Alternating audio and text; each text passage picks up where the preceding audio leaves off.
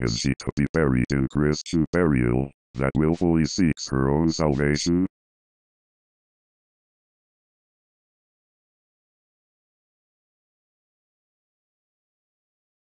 I tell thee she is, and therefore make her grave straight. The kroner hath sat on her, and finds it Christian burial. How could that be? Unless she drowned herself in her own defense. Why, 'tis found so. It must be safe and it cannot be else. For here lies the point. If I drown myself wittingly, it argues an act, and an act hath three branches. It is to act, to do, to perform. Article, she drowned herself wittingly. Nay, but hear you, Goodman Delver. Give me leave.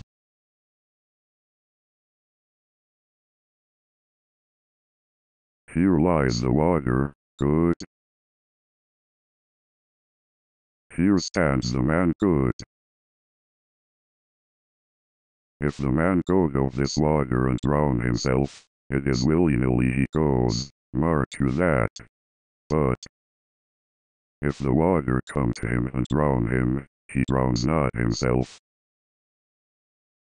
Article, he that is not guilty of his own death shortens not his own life. But is this law? I, Mary ist. Kroner's quest law. Will you ha' the truth on't? If this had not been a gentlewoman, she should have been buried our Christian burial. Why, there thou sayest. And the more pity that great folk should have countenance in this world to drown or hang themselves, more than they're even Christian. Come, my spade. There is no ancient gentleman but gardeners, ditchers, and grave makers they hold up Adam's profession. Was he a gentleman? Was the first that ever bore arms. Why, he had none. What, art a heathen? How dost thou understand the scripture? The scripture says Adam digged. Could he dig without arms? I'll put another question to thee. If thou answerest me not to the purpose, confess thyself. Go to. What is he that builds stronger than either the mason, the shipwright, or the carpenter? The gallows maker. For that frame outlives 1,000 tenants. I like thy wit well, I good faith. The gallows does well. But now does it well? It does well to those that do ill. Now thou dost ill to say the gallows is built stronger than the church. Article, the gallows may do well to thee. Todd again, come. Who builds stronger than a mason, a shipwright, or a carpenter?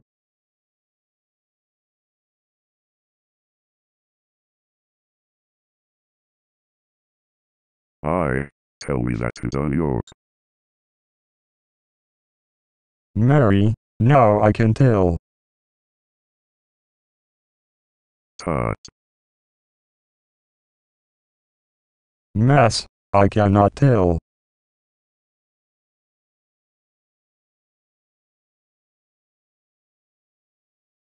Cudgel thy brains no more about it, for your dull ass will not mend his paisley beating.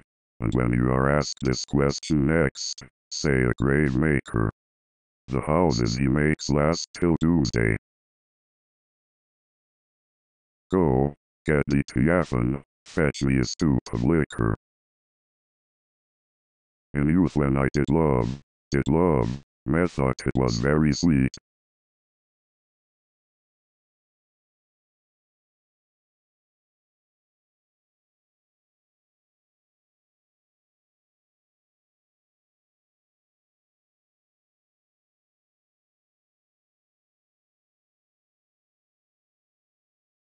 to contract. Oh, the time for a might be home. Only thought there was nothing to meet.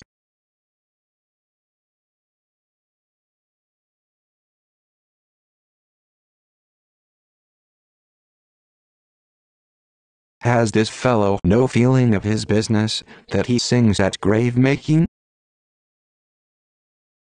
Custom hath made it in him a property of easiness. 'Tis e'en so, the hand of little employment hath the daintier sense. But age with his stealing steps hath clawed me in his clutch, and hath shipped me into the land, as if I had never been such.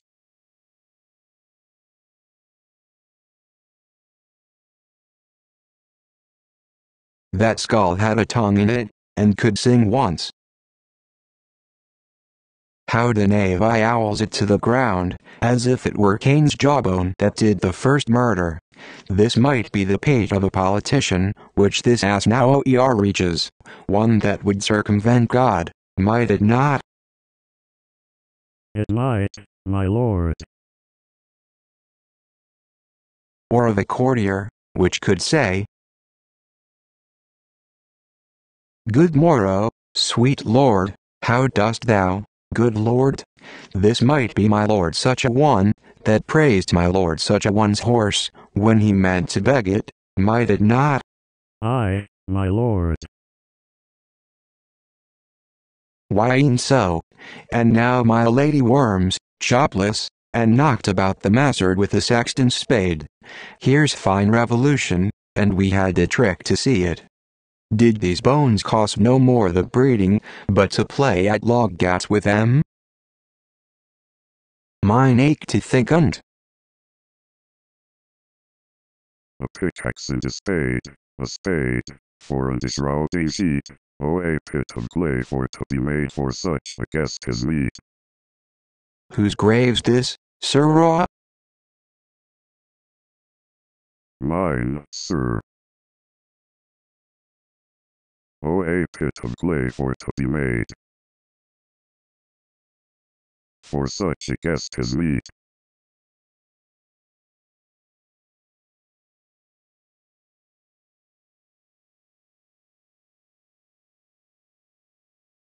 I think it be thine, indeed, for thou lie in it.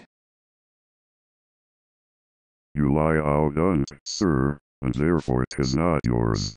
For my part, I do not lie in't, yet it is mine. Thou dost lie in to be and say it is thine. 'Tis for the dead, not for the quick. Therefore thou lie. 'Tis a quick lie, sir, 'twill away again from me to you. What man dost thou dig it for? For no man, sir. What woman then?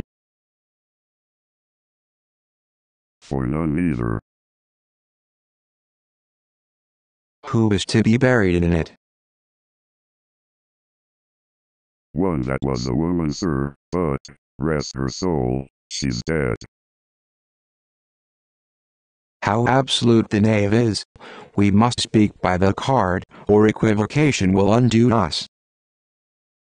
How long hast thou been a grave maker? Of all the days I the year, I came to it that day that our last King Hamlet here came forth in prose. How long is that since? Why cannot you tell that? Every fool can tell that. It was that very day that young Hamlet was born, he that is mad and sent into England. Aye, marry, why was he sent into England? Why? Because he was mad. He shall recover his wits there, or if he do not, 'tis no great matter there. Why? 'Twill not be seen in him there. There the men are as mad as he. How came he mad? Very strangely, they say.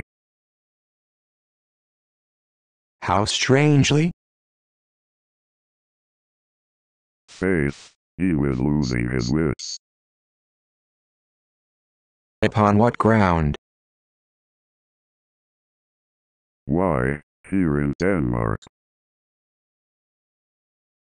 I have been sexton here, man and boy, 30 years. How long will a man lie in the earth ere you rot? Faith, if he be not rotten afore he die. As we have many pocky courses nowadays that will scarce hold the laying in, he will last you some 8 year, or 9 year. A tenor will last you 9 year. Why he more than another? Why, sir, his height is so tanned with his trade that he will keep out water a great while. And your water is the sore decayer of your horse and dead body. Here's the skull now. This skull hath lain you in the earth 23 years.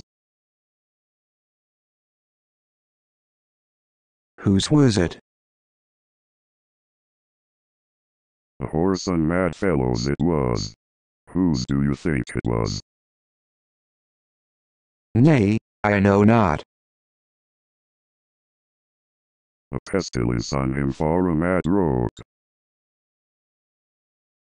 He poured a flagon of Rhenish on my head once. This same skull, sir, was your Rick's skull, the king's jester. This? In that. Let me see. Alas, poor Yorick. I knew him, Horatio, a fellow of infinite jest, of most excellent fancy. He hath borne me on his back 1,000 times, and now how abhorred in my imagination it is, my gorge rises at it. Here hung those lips that I have kissed I know not how oft. Where be your jibes now? Your gambols, your songs, your flashes of merriment, that were wont to set the table on a roar? No tone now to mock your own grinning? Quite chop-fallen. Now get you to my lady's chamber, and tell her, let her paint an inch thick, to this favor she must come. Make her laugh at that. Prithee, Horatio, tell me one thing. What's that, my lord? Dost thou think Alexander looked o' this fashion in the earth? E'en so. And smelt so? Pah!